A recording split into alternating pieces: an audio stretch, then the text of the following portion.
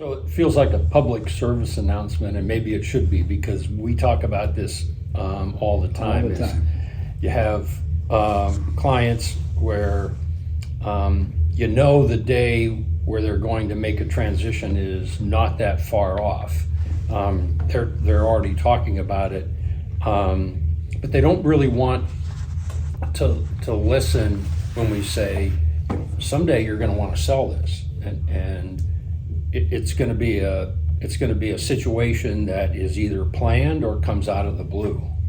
Yeah, I think we understand that, Don. For a lot of companies, the guy's or the woman's baby, and they're very sensitive about their employees.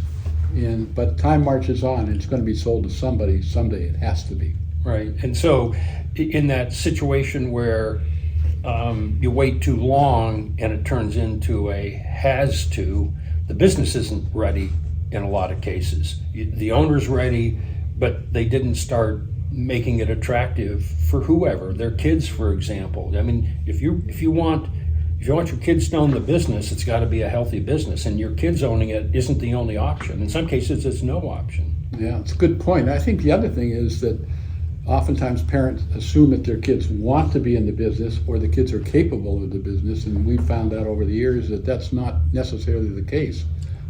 I never forget the one down near Franklin where the woman was going to hand it over to her son, and we interviewed her son, and he said, "I'm not buying it. I'm happy to work here for whoever does, but I'm not."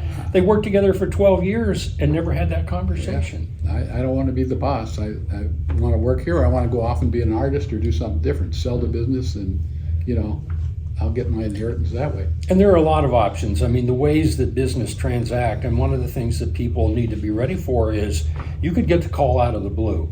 We've talked to people who say, 6 months ago they say, I'm gonna do this for 5 years. 6 months later, a call comes, and they call us and say, I got a call. This is legit.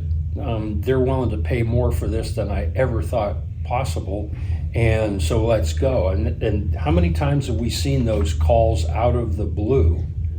It happens quite frequently, actually, and it's a good thing. But the problem is, many times the business owner's not ready to sell, or the business isn't ready, and so the price isn't good. The things they've let go, the buyer is going to deduct for that older equipment. The building isn't in good shape, and the buyer decides they don't want to own it, and so the owner ends up with it and no lease, where they have to fix it in the lease. I mean, the list of things that buyers want to deduct for is a shocker to most business owners, because they don't run it to sell it. So, at the end of the day, all businesses have to be sold. It's just a fact of life, and they can be sold to children, they can be sold to employees, they could be sold to customers, third parties, investor groups, but the bottom line is they will be sold someday.